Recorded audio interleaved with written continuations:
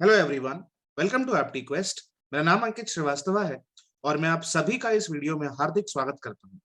आज की हमारी वीडियो एपीएफसी एग्जाम के बारे में होने वाली है। इस एग्जाम को लेके बच्चों के अंदर काफी कंफ्यूजन है कि एलिजिबिलिटी क्या है, नोटिफिकेशन कब तक आएगा, नोटिफिकेशन आएगा आएगा भी कि नहीं आएगा, सिलेबस क्या है, पेपर पैटर्न क्या है, एक स्मार्ट स्ट्रैटेजी क्या होनी चाहिए, कौन कौन सी बुक्स पढ़नी चाहिए, पेड कोर्स लेना चाहिए नहीं लेना चाहिए, कोचिंग ज्वाइन करें ना करें। तो बहुत सारे क्वेश्चंस हैं, बहुत सारे कंफ्यूजन है और इस वीडियो के माध्यम से हम उन सभी सवालों का और उन सारी कंफ्यूजन का आंसर देने की कोशिश करेंगे। तो अब अगर मैं बात करता हूं कैटेगरी वाइज डिस्ट्रीब्यूशन की, तो डिस्ट्रीब्यूशन बहुत ही सिंपल था। जनरल सीट्स के लिए 71 सीटें थी, एससी कैंडिडेट्स के लिए 24 सीटें थी, ओबीसी के लिए 61 सीटें थी और एसटी के लिए 14 सीटें थी। अब यहाँ पे जब मैं इन सारे नंबर्स की बात करता हूं तो मैं उन लोगों को भी इसमें इंक्लूड कर रहा हूं जो कि फिजिकली हैंडीकैप्ड थे। तो अब हम लोग बात कर लेते हैं एपीएफसी की एलिजिबिलिटी और एज रिलैक्सेशन की। देखिए, जब मैं एलिजिबिलिटी की यहाँ पे बात करता हूँ कि कोई इंसान जो है वो ये एग्जाम लिखने के लिए एलिजिबल है कि नहीं है, तो यहाँ पे दो पैरामीटर्स होते हैं, दो पैमाने होते हैं। पहला होता है उम्र और दूसरी होती है आपकी पढ़ाई यानी कि एजुकेशन क्वालिफिकेशन। ठीक, तो जो उम्र वाला जो क्राइटेरियन है, जो एज वाला फैक्टर है, वो ये है कि अगर आपकी एज लिमिट 35 साल है या 35 साल तक है तो आप डेफिनेटली एपीएफसी लिख सकते हैं। हालांकि यहाँ पे एक चीज मैं आपको यहाँ पे और ऐड कर दूं, बता दूं कि जो इंसान 32 साल का है, जो इंसान 32 साल का है, इस बार ये हो सकता है, पॉसिबल है कि जो एज लिमिट है वो थोड़ी कम हो जाए, मतलब कि 35 से घट के 32 हो जाए।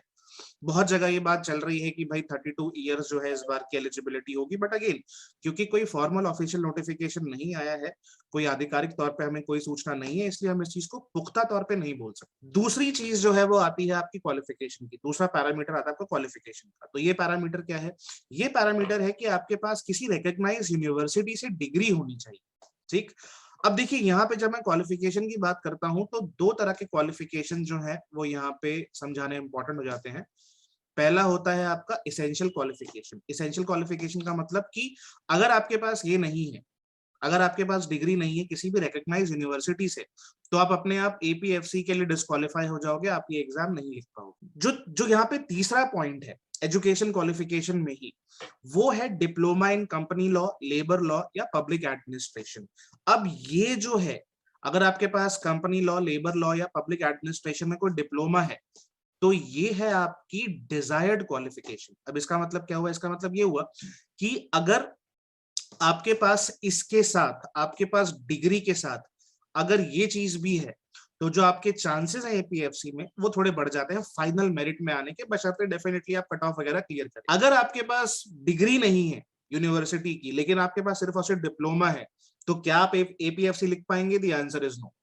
ठीक, लेकिन अगर आपके पास डिग्री है लेकिन डिप्लोमा नहीं है, तो क्या आप लिख पाएंगे? The answer is yes. अब बात करते हैं एज रिलैक्सेशन की। देखिए, बहुत सारे फैक्टर्स हैं यहाँ पे कि एससी कैटेगरी को, ओबीसी को, फिजिकली हैंडीकैप्ड को, सेंट्रल गवर्नमेंट एम्प्लॉइज को, ऑलरेडी जो लोग ईपीएफओ के एम्प्लॉइज हैं, अलग अलग तरीके की एज रिलैक्सेशन मिलती है। ठीक, तो अगर मैं यहाँ पे एससी कैंडिडेट की बात करूं तो उन लोगों को 5 साल का रिलैक्सेशन देता है आपका ये यूपीएससी। ये एज रिलैक्सेशन जो है ओबीसी कैंडिडेट्स के लिए 3 साल की हो जाती है। अगेन अगर मैं 35 साल मान के चलूं और अगर कोई ओबीसी कैंडिडेट जो है वो 38 साल का है, 38 ईयर्स का है, तो वो ये एग्जाम लिख सकता है। अगर कोई एस्पिरेंट जो है फिजिकली हैंडीकैप्ड है, ठीक है ना, तो उसके लिए जो एज लिमिट है वो हो जाती है 10 की। ठीक है, यानी कि अगेन अगर मैं 35 मान के चलूं और अगर कोई 45 ईयर्स का फिजिकली हैंडीकैप कैटेगरी का एस्पिरेंट है, तो वो इंसान एपीएफसी का एग्जाम लिखने के लिए एलिजिबल है। अब बात करते हैं एकदम मुद्दे की। ठीक है, कि भाई पेपर पैटर्न कैसा होता है। सर, मैं 2016 के पैटर्न को बेस मान के चलता हूं, उसको आधार मान के चलता हूं, तो जो पेपर पैटर्न था वो दो पार्ट्स में डिवाइडेड था। मैंने यहाँ पे इंटरव्यू भी मैं काउंट कर रहा हूं because ultimately that is also a part of the APFC process, correct. तो यहाँ पे जो आपका पहला स्टेज था वो है आपका रिक्रूटमेंट टेस्ट का। रिक्रूटमेंट टेस्ट मतलब कि रिटन टेस्ट। तो रिक्रूटमेंट टेस्ट, पहली बात तो ड्यूरेशन क्या था? ड्यूरेशन था 2 घंटे का। तो ये 2 घंटे का एग्जाम था। कितने सवाल थे? 120 सवाल थे। तो बेसिकली आपके पास 120 मिनट, 120 सवाल। सिंपल मैथ्स, हमें एक क्वेश्चन करने के लिए हमारे पास 1 मिनट था। टोटल नंबर ऑफ मार्क्स कितने थे? 100। नेगेटिव मार्किंग थी? हाँ थी। 1/3 जो है, अगर आप कोई क्वेश्चन गलत करते हो तो 1/3 वहां पे नेगेटिव मार्किंग था। अगर आप कोई क्वेश्चन छोड़ देते हो तो आपको 0 मिलेगा। अगर आप कोई क्वेश्चन सही करते हो तो आपको पूरे नंबर मिलेंगे, बट अगर आप गलत करते हो तो आपका 1/3 हो जाएगा। 1/3 मतलब कि जितने भी मार्क्स उस सवाल के हैं उसका -1/3। ये जो एग्जाम था जब 2015 में हुआ था, तो ये हुआ था आपका ऑफलाइन मोड में, ऑनलाइन मोड में नहीं हुआ था। इस बार क्या होने वाला है, इस बार भी अगेन, क्योंकि ईपीएफओ जो है वो भी ऑफलाइन मोड में हुआ है, तो अगेन हम लोगों को यही लगता है कि एपीएफसी भी शायद से ऑफलाइन मोड में होगा, but again that remains to be seen कि ये चीज कितनी सही होती है। दूसरा जो स्टेज था आपका, वो था आपके इंटरव्यू का। अब इंटरव्यू जो है, आपके मैक्सिमम मार्क्स थे 100 नंबर, ठीक है ना, 100 नंबर का आपका इंटरव्यू होता है। तो अब यहाँ पे आपका मैक्सिमम 100 नंबर का आपका रिक्रूटमेंट टेस्ट हो गया और 100 नंबर का आपका इंटरव्यू हो गया। लेकिन यहाँ पे आपको एक और चीज का ध्यान रखना है कि जो टोटल आपकी जो जब फाइनल मेरिट लिस्ट निकलती है तो वो निकलती है आपकी 400 की। ठीक है सर, ये 400 की कैसे निकलती है? क्योंकि जो आपका रिटन टेस्ट है, ये जो रिक्रूटमेंट टेस्ट है, ठीक है ना, ये 100 नंबर का है, इसको मल्टीप्लाई कर दिया जाता है तीन से। ठीक, सो 3 into 100 + 100 gives you 400। आई बात समझ में? तो जितना भी आपका स्कोर है, फॉर एग्जांपल मान लीजिए कि आपका स्कोर जो है वो 60 है रिटर्न रिक्रूटमेंट टेस्ट में, ठीक है, यहाँ पे आपके 60 नंबर आए हैं, तो 60 into 3 = 180। 180। और अगर मान लो कि आपके इंटरव्यू में 50 नंबर आए हैं, यहाँ पे आपके 50 नंबर आए, ठीक है ना, 50 नंबर आए, तो 180 + 50 = 230। तो यानी कि जो आपका फाइनल स्कोर होगा वो होगा 230 का। तो इससे एक बात तो साफ हो जाती है कि जो रिक्रूटमेंट टेस्ट है उसका अपने आप में काफी इंपॉर्टेंस है, काफी वेटेज है, बिकॉज 400 में से जो आपके 300 हैं, 300 नंबर स्ट्रेट अवे आपके सिर्फ और सिर्फ रिक्रूटमेंट टेस्ट के हैं। इंटरव्यू बात की बात है, लेकिन पहले रिक्रूटमेंट टेस्ट रिटन को क्वालिफाई करना बहुत क्रिटिकल है। तो हमें इस बात का भी ध्यान रखना है कि जो हमारे रिटन एग्जाम की जो प्रिपरेशन स्ट्रेटेजी है वो एकदम अप टू द मार्क है, बिकॉज अगर नोटिफिकेशन आता है और जब भी आता है तो हम एकदम एग्जाम रेडी रहे। वहां पे ऐसा ना हो कि तब हम लोग बगले झांक रहे हो कि अरे ये क्या हो गया, एकदम से आ गया। आगे बढ़ते हैं। अब बात करेंगे cut off and final merit score की, कि 2016 में क्या क्या कट ऑफ रहा और फाइनल मेरिट स्कोर, यानी कि जिन लोगों को फाइनली नौकरियां मिली उनका जो मेरिट स्कोर था वो कितना था। ठीक, तो पहले जनरल की बात करते हैं। जनरल कैटेगरी के लिए अगर मैं रिक्रूटमेंट टेस्ट की बात करूं तो वहां पे जो कट ऑफ स्कोर था वो था 66.5, इंटरव्यू का कट ऑफ 50 था और फाइनल जो मेरिट था वो था 268.37। अगर मैं ओबीसी की बात करूं तो रिक्रूटमेंट टेस्ट में ओबीसी का जो कट ऑफ था वो था 60.5, इंटरव्यू 45 नंबर, फाइनल 249.86। ठीक, एससी कैटेगरी के लिए रिक्रूटमेंट टेस्ट 56.5, इंटरव्यू 40 और फाइनल 234.74। अब अगर मैं बात करता हूं एसटी फिजिकली हैंडीकैप्ड या फिर हेयरिंग हैंडीकैप्ड कैंडिडेट्स की, तो जो उनकी कट ऑफ थी वो थी एसटी कैंडिडेट के लिए आरटी पे 54.5, interview 40 and final 229.30। Physically handicapped written की cut off 51.5, interview no cut off, final 221.94। अगर मैं बात करता हूँ फिजिकली हैंडीकैप्ड जो जिनके पास हियरिंग डिसेबिलिटी थी, यानी कि जो लोग ठीक से सुन नहीं सकते, उनकी जो कट ऑफ थी रिटर्न में वो थी 44.5। अगर मैं आरटी की बात करता हूं तो interview there was no cut off and final 201.54। तो अब बात करेंगे एक बहुत ही इंपॉर्टेंट मुद्दे के बारे में कि भाई एग्जाम का सिलेबस क्या है। देखिए, अगर मैं एग्जाम के सिलेबस की बात करता हूं तो मैं इस एग्जाम के सिलेबस को 4 सेक्शंस में डिवाइड कर सकता हूं, ठीक है ना। ये सिलेबस का डिवीजन है, ये पेपर का डिवीजन नहीं है।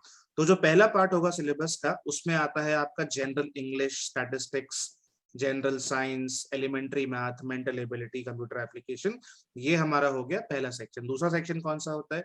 दूसरा जहां पे आपके जनरल स्टडीज के टॉपिक्स पूछे जाते हैं, Indian culture, heritage, freedom movements, population, globalization, governance, constitution, popular trends in the Indian economy. Third section accounting, auditing, industrial relations, labour laws, insurance, social security. ये जो टॉपिक्स है, जो थर्ड सेक्शन के हमारे टॉपिक्स हैं, ये सिर्फ और सिर्फ पूछे जाते हैं एपीएफसी में, और किसी भी एग्जाम में ये टॉपिक नहीं पूछे जाते। तो हमको एक बात बहुत ध्यान रखनी है कि ये जो थर्ड सेक्शन है, ये जितने भी टॉपिक्स हैं, ये सिर्फ और सिर्फ एक ही एग्जाम में पूछे जाते हैं, और बाकी जितने भी एग्जाम है वहां पे इन टॉपिक्स के ऊपर कोई प्रश्न नहीं आता है। ठीक, जो चौथा हमारा सेक्शन है वो ऑफ कोर्स है करंट अफेयर्स का। और जब मैं करंट अफेयर्स की बात करता हूं तो मैं बात करता हूं 7 से 8 महीने के करंट अफेयर्स के बारे में। 7 से 8 महीने कब, जो आपका एग्जाम का जो भी डेट होगा उससे 7 से 8 महीने पहले के करंट अफेयर्स काफी इंपॉर्टेंट होते हैं। तो ये 4 हमारे सेक्शन है हमारे सिलेबस के, जिसमें से जो हमारा थर्ड सेक्शन है, ये जो सेक्शन है ये सिर्फ और सिर्फ एपीएफसी स्पेसिफिक है। इसके क्वेश्चंस आपको कहीं और देखने को नहीं मिलते। तो सर अब इसका इम्प्लीकेशन क्या है, इसका मतलब क्या है, या इसका इंपॉर्टेंस क्या है?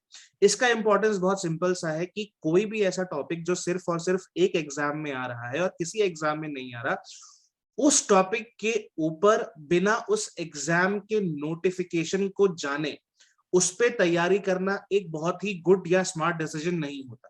अब आप ये देखिए कि जो सेक्शन 1, सेक्शन 2 या सेक्शन 4 के टॉपिक्स है, चाहे वो इंग्लिश हो गया, मैथ्स हो गया, रीजनिंग हो गया, कंप्यूटर एप्लीकेशन हो गया, जीएस का कोई टॉपिक हो गया, करंट अफेयर्स हो गए, ये सारे के सारे वो टॉपिक्स है जो आपको काफी सारे एग्जाम में देखने को मिलते हैं। तो जो सिलेबस होता है वो ऑलमोस्ट 70 to 80% कॉमन होता है। लेकिन जो थर्ड सेक्शन है ये सिर्फ और सिर्फ एपीएफसी स्पेसिफिक सेक्शन है और किसी एग्जाम में सवाल नहीं आते। तो कहने का मतलब ये कि जब आप अपनी तैयारी प्लान कर रहे हो, ठीक है ना, तो उसमें जो थर्ड सेक्शन है अगर नोटिफिकेशन नहीं आया है तो उसमें थर्ड सेक्शन को आप थोड़ा सा रोक सकते हैं। अगर आपको प्रैक्टिस करनी है, अगर आपको पढ़ना है तो बहुत इस पर टाइम स्पेंड नहीं करना। क्यों? क्योंकि नोटिफिकेशन आ गया बहुत अच्छी बात है, बट अगर नहीं आया तो ठगा हुआ सा महसूस करोगे। ऑन दी अदर हैंड अगर आप 1, 2 एंड 4 के ऊपर फोकस करोगे तो डेफिनेटली अगर एपीएफसी का नोटिफिकेशन नहीं भी आता है तो जो बाकी आप एग्जाम देंगे, वो चाहे कोई भी एग्जाम हो, चाहे डिफेंस का हो, चाहे किसी भी और उसका एग्जाम हो, वहां पे ये सारे टॉपिक जो है कॉमन रहते। तो अगर एपीएफसी का एग्जाम नहीं भी होता, कम से कम वहां पे जो आपने इन टॉपिक्स पे पढ़ाई करी है वो आपके काम आ जाएगी। अब हम लोग बात करते हैं कि एक स्मार्ट स्ट्रैटेजी क्या रहनी चाहिए, ठीक है ना, इस पूरे एग्जाम को, इस पूरी एग्जाम की तैयारी में एक स्मार्ट स्ट्रैटेजी हमारी क्या होनी चाहिए। ठीक, तो जो पहली चीज है वो तो ये है कि भाई सबसे पहले आप कॉमन एरियाज के ऊपर फोकस करो। कॉमन एरियाज का मतलब यहाँ पे क्या हुआ सर? कॉमन एरियाज का मतलब हुआ वो एरियाज जो कि हर एग्जाम में पूछे जाते हैं। फॉर एग्जाम्पल सर इंग्लिश जो है हर एग्जाम में पूछा जाता है, मैथ हर एग्जाम में पूछा जाता है, रीजनिंग हो गया, ठीक है ना, आपका जीएस हो गया, करंट अफेयर्स हो गया। ऑफ कोर्स जीएस का जो लेवल होता है थोड़ा ऊपर नीचे होता है, बिकॉज अगर मैं यूपीएससी के जीएस की बात करता हूँ तो भाई वो अलग लेवल पे है, बट अगर मैं एपीएफसी या फिर दूसरे एग्जाम्स के जीएस के बारे में बात करता हूँ तो बहुत ज्यादा एनालिटिकल नहीं होता, थोड़ा सा फैक्ट बेस्ड होता है।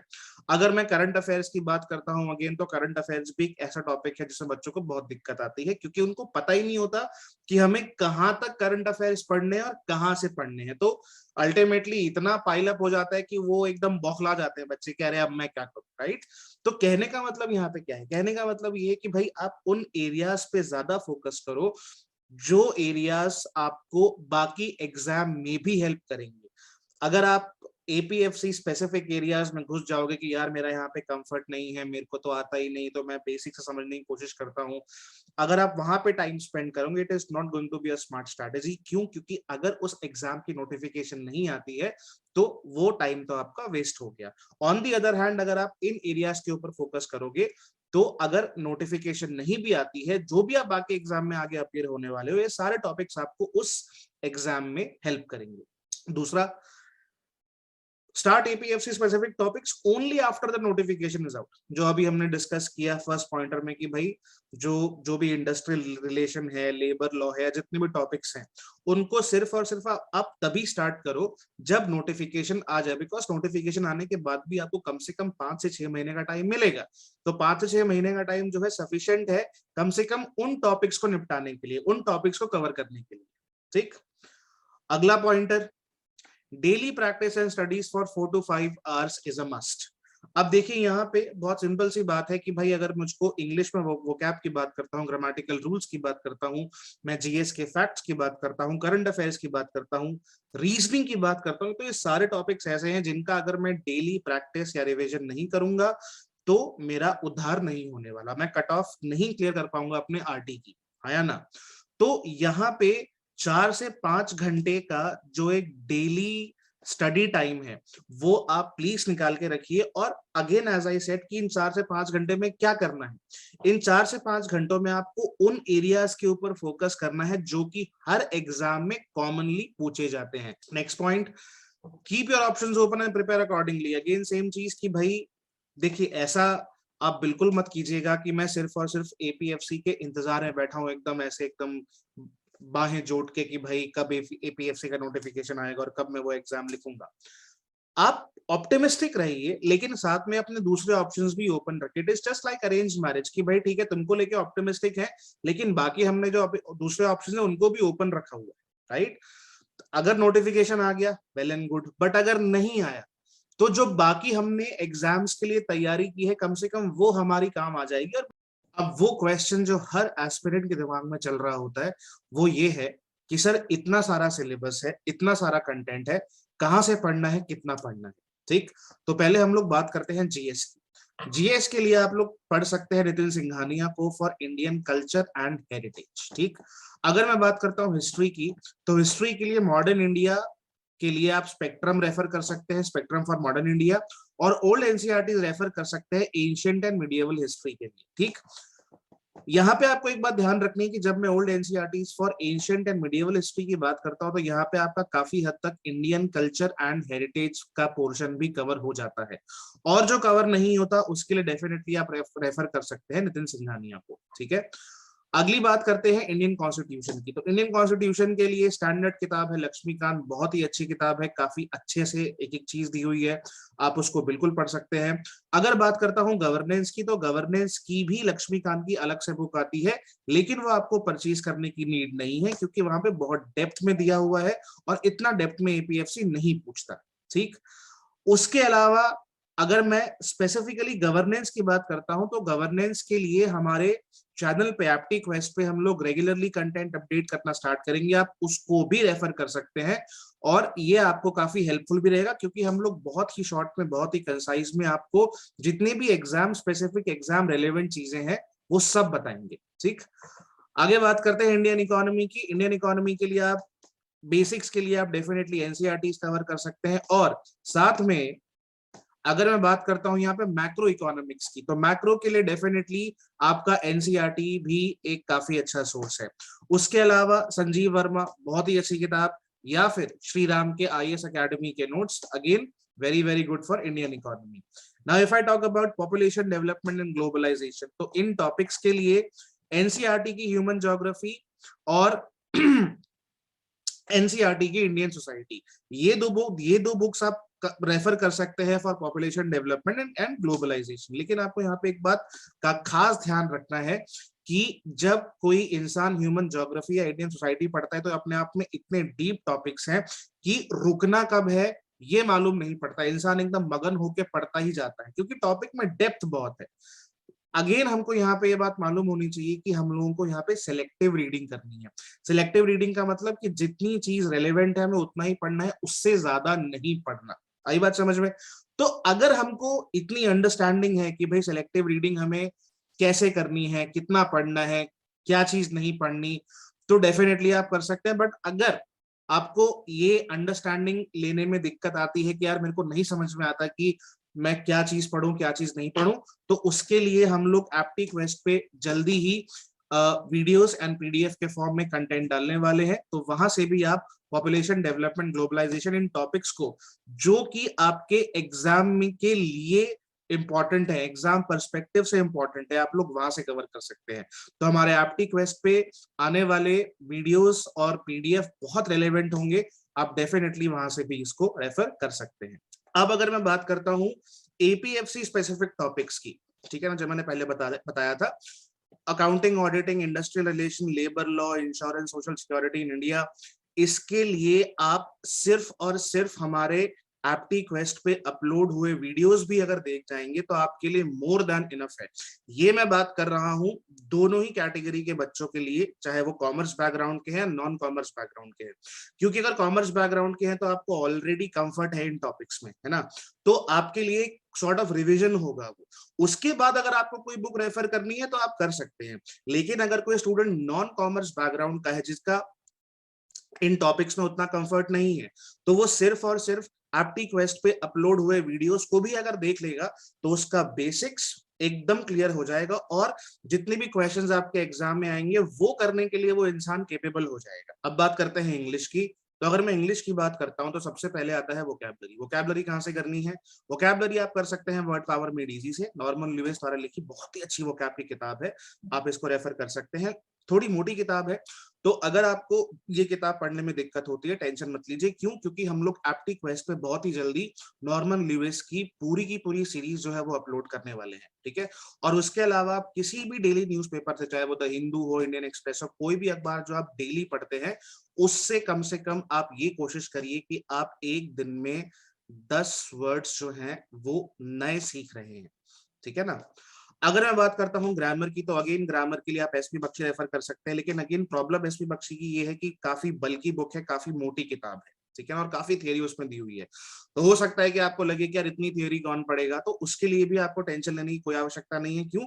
क्योंकि हम लोग एप्टीक्वेस्ट पे रेगुलरली ग्रामर के लेसन्स अपलोड करते रहेंगे, और अगर आप सिर्फ और सिर्फ वो लेसन्स देख लेते हैं तो यकीन मानिए आपके जितने भी कॉन्सेप्ट्स हैं ग्रामर के वो अपने आप क्लियर होते रहेंगे।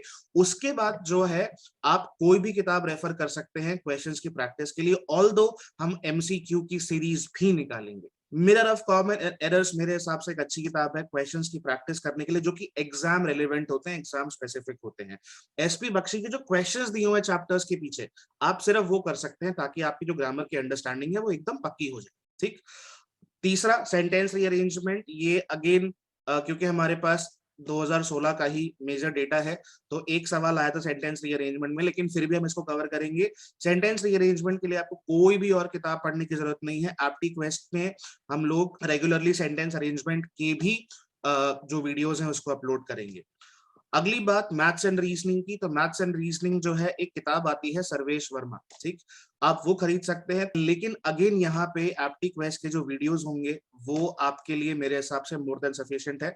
हम लोग जल्दी ही मैथ्स की भी सीरीज लॉन्च करेंगे, तो यहाँ पर भी आपको बहुत ज्यादा परेशान होने की आवश्यकता नहीं है। अब अगर मैं बात करता हूं करंट अफेयर्स की, तो देखिए करंट अफेयर्स का आपको मेरे हिसाब से आप सिर्फ और सिर्फ प्रतियोगिता दर्पण पे रिलाय कर सकते हैं, ठीक है ना। प्रतियोगिता दर्पण एक बहुत ही अच्छा, बहुत ही क्रेडिबल सोर्स है, बहुत ही एग्जॉस्टिव सोर्स है, यहाँ पे हर चीज कवर होती है, और जिस तरह के सवाल एपीएफसी में आते हैं जो कि मोर और लेस फैक्ट बेस्ड होते हैं, ज्यादा एनालिटिकल नहीं होते, प्रतियोगिता दर्पण जो है उस नीड को अच्छे से केटर करती है। उसके अलावा डेफिनेटली अनीश सर जो हैं वो बहुत ही जल्दी करंट अफेयर्स की जो एक पूरी की पूरी सीरीज है वो एप्टीक्वेस्ट पे लेकर आ रहे हैं। अब एक ऐसा प्रश्न जो कि हर एस्पिरेंट के दिमाग में घूम रहा है इस टाइम पे कि एपीएफसी का नोटिफिकेशन कब आएगा, आएगा भी या नहीं आएगा। तो कब आएगा रे एपीएफसी का नोटिफिकेशन? तो देखिए अब ये तो या तो यूपीएससी को मालूम है, भगवान को मालूम है कि नोटिफिकेशन अल्टीमेटली कब आएगा। लेकिन अगर मैं यूपीएससी के एग्जाम कैलेंडर की बात करता हूं तो वहां पे यूपीएससी की 2 डेट्स होती हैं। एक तो होती है वो डेट्स जो कि फिक्स्ड होती हैं एग्जाम्स के लिए, मतलब कि ये वो एग्जाम्स है जो कि रेगुलरली होते हैं, हर साल होते हैं, तो उनका जो डेट है सब कुछ है वो ऑलरेडी यूपीएससी दे देता है। कुछ एग्जाम्स यूपीएससी के ऐसे होते हैं जो कि फ्रीक्वेंटली नहीं होते, हर साल नहीं होते, तो यूपीएससी जो है उनके लिए अपने एग्जाम कैलेंडर में डेट्स रिजर्व कर देता है कि इस साल इन डेट्स पे ये एग्जाम हो सकते होंगे या नहीं होंगे ये नहीं पता। फॉर एग्जाम्पल अगर मैं नंबर 3 को देखता हूँ, नंबर 4 को देखता हूँ, उसके बाद अगर मैं नंबर 14 को देखता हूँ, उसके बाद अगर मैं 17 को देखता हूँ और 21वें को देखता हूँ, तो यहाँ पे इन डेट्स पे यूपीएससी ने खाली रिजर्व फॉर आरटी लिख के छोड़ दिया है कि भाई इन डेट्स पे जो हमारे अनस्केड्यूल्ड एग्जाम्स हैं जो हर साल नहीं होते वो हो सकते हैं। होंगे कि नहीं होंगे इसके बारे में हमें कोई आइडिया नहीं है, बट फिर भी अगर मुझे एक छोटा सा गेस लेना हो कि भाई इस बार अगर एपीएफसी होगा तो वो कौन सी डेट पे पॉसिबल है, तो अब देखिए जनवरी, फरवरी और जो मार्च की डेट है उसको तो नहीं होगा, बिकॉज एग्जाम का नोटिफिकेशन आएगा, फिर उसके बाद आप एक महीना आपको कम से कम मिलेगा फॉर्म भरने के लिए, फिर एडमिट कार्ड होगा, फिर 4 से 6 महीने मिलेंगे आपको एग्जाम की तैयारी करने के लिए। तो उस हिसाब से जो है ये जो 3 डेट्स हैं ये अपने आप में एलिमिनेट हो जाती है, करेक्ट। तो हमारे पास कौन कौन डेट्स बचती है? फिर हमारे पास बचती है 3 जून की डेट, फिर हमारे पास बचती है 21 अगस्त की डेट, और उसके बाद लास्ट बचती है 9 अक्टूबर की डेट। तो इन डेट्स पे अगर एपीएफसी का नोटिफिकेशन आता है तो इन डेट्स पे जो एग्जाम है वो होने की संभावना है। होगा या नहीं होगा, इसका हम पुख्ता तौर पे कुछ नहीं बोल सकते। अब अगला सवाल ये आता है, तो सर हम तब तक क्या करें? देखिए, बहुत सारे ऐसे एग्जाम्स हैं जिनके नोटिफिकेशन ऑलरेडी आउट हो चुके हैं। अगर मैं बात करता हूँ एसएससी की, अगर मैं बात करता हूँ सीडीएस की, तो ये वो एग्जाम्स हैं जो कि हर साल होते हैं और जिनका नोटिफिकेशन ऑलरेडी आ चुका है। तो अब हमें करना क्या है? जितने भी कॉमन एरियाज हैं जो एपीएफसी और इन सारे एग्जाम्स में पूछे जाते हैं, फॉर एग्जाम्पल मैथ्स हो गया, इंग्लिश हो गया, रीजनिंग हो गया, जीएस हो गया, करंट अफेयर्स हो गया, आप उनके ऊपर जो है लगातार हार्डवर्क करते रहिए, परिश्रम करते रहिए, उनको और अच्छा कीजिए। और एक बार जब भी एपीएफसी का नोटिफिकेशन आ जाएगा, तो उसके बाद जो एपीएफसी स्पेसिफिक टॉपिक्स हैं, आप उनको पढ़ना स्टार्ट कर सकते हैं। तो अपना समय इस चीज को सोच के वेस्ट किए बिना कि भाई नोटिफिकेशन कब आएगा, आप अपनी जो मेहनत है, जो अपना जो डेली का आपका हार्डवर्क है, आप उसको करते रहिए। यहाँ पे लिखा भी हुआ है कि किस्मत भी कांप उठती है उसकी कोशिशों से, जो शख्स जिंदगी को कर्मों का तूफान देता है। तो अपना कर्म करते रहिए, ये मत सोचिए कि नोटिफिकेशन आएगा नहीं आएगा, आप सिर्फ अपनी अपने हार्डवर्क पे के ऊपर फोकस रखिए। अब एक अंतिम बात जो मैं आप सभी से करना चाहता हूँ, और ये बात मैं आपसे सिर्फ और सिर्फ एज अ मेंटर कर रहा हूँ, एज अ टीचर कर रहा हूँ, क्योंकि बहुत सारे बच्चों के दिमाग में क्वेश्चन होता है कि सर हमें पेड कोर्स खरीदना चाहिए या नहीं खरीदना चाहिए। देखिए, पेड कोर्स लेना है नहीं लेना वो कंप्लीटली आपके ऊपर है, कोई आपको फोर्स नहीं करता पेड कोर्स लेने के लिए। अगर आप एक ऐसे स्टूडेंट हैं, मेरे बेसिक्स ऑलरेडी क्लियर हैं, मुझे खाली थोड़े बहुत क्वेश्चंस करने हैं और मैं एग्जाम निकालने में सक्षम हूं, तो मेरे हिसाब से आपको पेड कोर्स लेने की कोई भी आवश्यकता नहीं है। लेकिन अगर आप एक ऐसे स्टूडेंट हैं जिनको लगता है कि नहीं भाई मुझको बेसिक से हर चीज समझनी है, मुझे प्रैक्टिस भी करनी है, मुझे एक रेगुलरिटी चाहिए अपनी प्रिपरेशन में, तो एक कोचिंग ज्वाइन करने से आपके जिंदगी में एक रेगुलरिटी आ जाती है, नंबर वन, क्योंकि आपको पता है कि भाई हर इस टाइम पे क्लास होती है, वीडियोस आते हैं, मुझे पढ़ना होता है, पहली चीज। दूसरी चीज, जो चीज आप खुद से जो है प्रोबेबली 4 घंटे 5 घंटे में करेंगे, वो चीज अगर कोई इंसान आपको सिखा रहा है तो वो उसको आप काफी कम टाइम में कर जाएंगे। ये होगी दूसरी चीज। तीसरी चीज जो है वो ये है कि भाई एक जो कोचिंग होती है वो आपके पूरे की पूरी प्रिपरेशन को एक ढांचा देती है, एक स्ट्रक्चर देती है, क्योंकि इतना सारा कंटेंट है, कहाँ से पढ़ना है, क्या पढ़ना है, इन सारे सवालों में कई बार बच्चे उलझ के रह जाते हैं। तो ये क्वेश्चन किसी इंसान को परेशान ना करें, किसी एस्पिरेंट को परेशान ना करें, उसके लिए जो है वो इंसान कोचिंग लेता है। तो अगर आपको लगता है कि भाई ये तीनों चीजें जो है मेरे को नहीं चाहिए, तो आप बिल्कुल पेड कोर्स मत खरीदिए। बट अगर आपको लगता है कि मुझे एक हैंड होल्डिंग चाहिए, गाइडेंस चाहिए, तो आप पेड कोर्स लेने का सोच सकते हैं। मैं ये नहीं कह रहा कि आप लीजिए, लेकिन सोच सकते हैं। ठीक है, आपको ये वीडियो कैसा लगा कमेंट सेक्शन में हमें जरूर बताएं। अगर आपको ये वीडियो पसंद आया तो इस वीडियो को शेयर करें और हमारे चैनल को सब्सक्राइब करें। Thank you very much.